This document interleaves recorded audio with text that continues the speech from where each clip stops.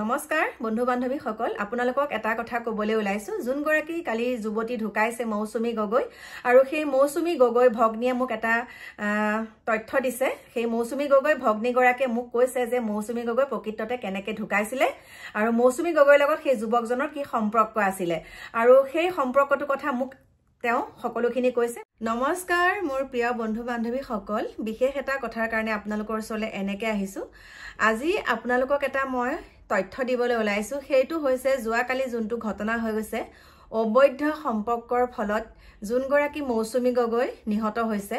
তেওঁ মানে প্ৰেমিকাই নিহত কৰিছে আৰু সেই মৌচুমী গগৈ এটা তথ্য দিবলৈ আপোনালোকৰ মাজলৈ আহিছো কালি মই এটা আপোনালোকলৈ ভিডিঅ' আগবঢ়াইছিলো সন্ধ্যা সময়ত আৰু সেই ভিডিঅ'টোত কৈছিলো যে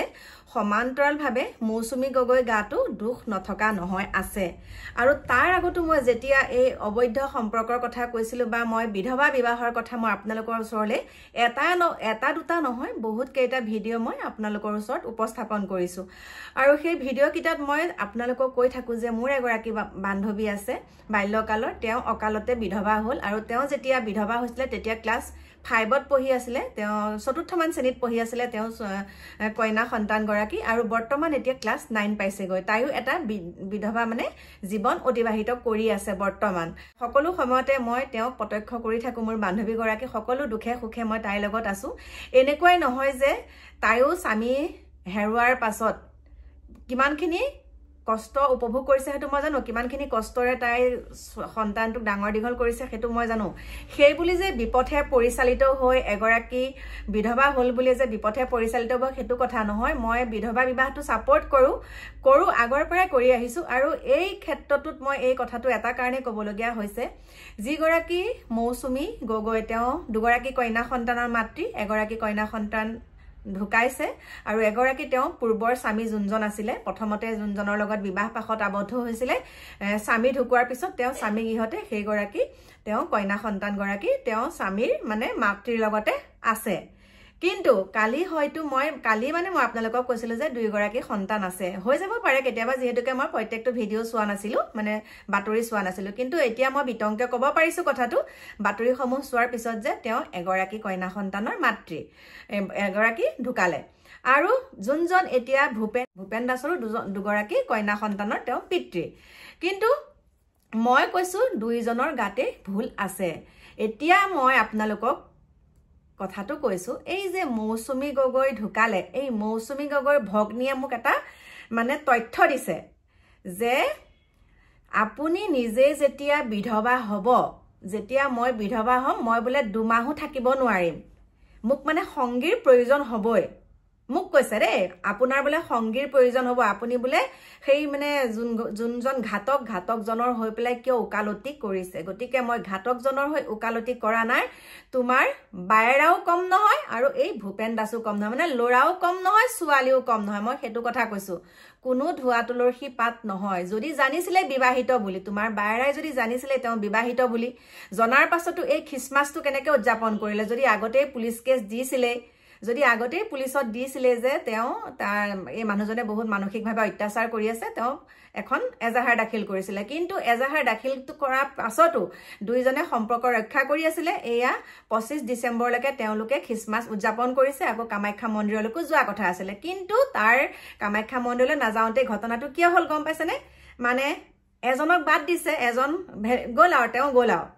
কাৰণ তেওঁ তাত অকলে থাকে গুৱাহাটীত অকলে তেওঁ থাকে কোনো তেওঁ লগত নাই আৰু আজিকালি প্ৰায় দেখো 2007 চনৰ পৰা দেখি আহিছো 2007 চনত মই আপোনালোকক মই চকুৰ আগত দেখি আহিছো 2007 চনত যেতিয়া মই চুলি ষ্ট্ৰেট কৰিবলৈ গৈছিলো এখন গণেশগুৰি পাৰ্লাৰত আৰু সেই গণেশগুৰি পাৰ্লাৰখনত মই যেতিয়া চুলি ষ্ট্ৰেট কৰিব গৈছিলো তেতিয়া মই ওপৰৰ পৰা এহাল ল'ৰা ছোৱালী নামি অহা দেখিছিলো তেতিয়া মই ইমান বুজি পোৱা নাছিলো কথাটোত কাৰণ তেতিয়া মই প্ৰথম 2007ত গুৱাহাটীত মই তেতিয়া চুলি ষ্ট্ৰেট কৰিব গৈছো তাৰ পিছতে পাৰ্লাৰৰ পৰা ওপৰৰ পৰা যেতিয়া নামি আহি পেলাই যেতিয়া মানে যোনগৰাকী মেইন মানে আৰু পইচা পাতি লোৱা কাউণ্টাৰত যেতিয়া ছোৱালীগৰাকী খাৰা হৈ পেলাই পইচাটো দিছে তেতিয়া মানে মই কৈছো এয়া মোক কিন্তু মোৰ ষ্টেট কিন্তু ল'ৰা মানুহ এজনে কৰি আছিলে দেই মোৰ চুলিখিনি ষ্টেট ল'ৰা মানুহ এজনে কৰিছিলে আৰু ওপৰৰ পৰা যিহাল ল'ৰা ছোৱালী নামি আহিছিলে সেই মানুহজনৰ মানে বডি মাছাজ সেই ছোৱালীগৰাকীয়ে কৰি আহিছিলে তেতিয়া সেই ছোৱালীগৰাকী মোৰ ওচৰলৈ আহিছে তেতিয়া মই কৈছিলো মাইনা তোমাৰ মানে কৈছো আৰু বোলে ভণ্টি তোমাৰ ঘৰ ক'ত তেতিয়া কৈছে মোৰ ঘৰ মৰাণত বোলো তুমি ইয়া কি কৰিছা কৈছে নহয় মই কলেজতো পঢ়ি আছো আৰু মই পাৰ্লাৰটো সোমাই আছো কিন্তু পাৰ্লাৰত কি কাম কৰে বডি মাছাজ কৰে তাকো জেন্টছৰ মহিলাক নহয় কিন্তু মহিলাক নহয় সেইখিনি কথাৰ পৰাই মই এতিয়া ক'ব পাৰিছো যে বহুত সংখ্যক ছোৱালী ল'ৰা কথা নকওঁ ল'ৰাক দেখা নাই বহুত সংখ্যক ছোৱালী সেইটো সাইডৰ পৰা আহে সেইফালৰ বেছি হয় আপোনালোকে চাব ঘটনাসমূহ যিমান হৈ আছে মই আগতে কৈছো আজি বুলি নহয় আগৰ 10-15 দিনৰ আগৰ ভিডিঅটো মই কৈছো তাৰ পিছতে আহি পেলাই এনেকুৱা কিছুমান কামত লিপ্ত হৈ পেলাই যেতিয়া মৃত্যু মুখত পৰে তেতিয়া যুৱকজনক দুখ দিয়ে কিন্তু সমান্তৰালভাৱে যে ছোৱালীগৰাকীও দোষী সেইটো কিয় মানি নলয় আমি মহিলা হলো বুলি আমি মহিলা কথাটো কিয় লুকুৱাই থম সঁচা আমাৰ গাটো দুখ আছে আমি কোনো ধোৱা তুলসী পাত নহয় এখন তাল আপুনি এনেকে বজাব পাৰিব নেকি চাপৰ লাগিব তেতিয়া শব্দ উঠিব গতিকে মই কাকো কোৱা নাইকিয়া যে অকল সেই মতা মানুহজনৰ মহিলাগৰাকী যোনগৰাকী ঢুকাই গৈছে সেই মৌচুমী গগৈক মই দুখ মৌচুমী গগৈক অকলে দুখ দিয়া নাই মই দুইজনকে দুখ দিছো দুইজনেই জানিছিলে বিবাহিত বুলি দুইজনে দুইজনক জানিছিলে তাৰ পাছতো তেওঁলোকৰ লিভিং টুগেডাৰ চলিয়ে থাকিলে গতিকে মৃত্যু হৈছে এই মৃত্যুৱে শেষ নহয় কিন্তু আৰু হ'ব যদিহে সজাগ সচেতন নহয় আৰু হ'ব গতিকে কথাখিনি এটা কাৰণে কলো তেওঁ মোক কৈছে 2 মাহ বোলে আপুনি বিধৱা জীৱনটো কটাই চাওক তাৰ পিছত গম পাব আপুনি কেনেকুৱা আপোনাৰ লগতো তেনেকুৱা হয় নে নহয় কি মানে এইটো কি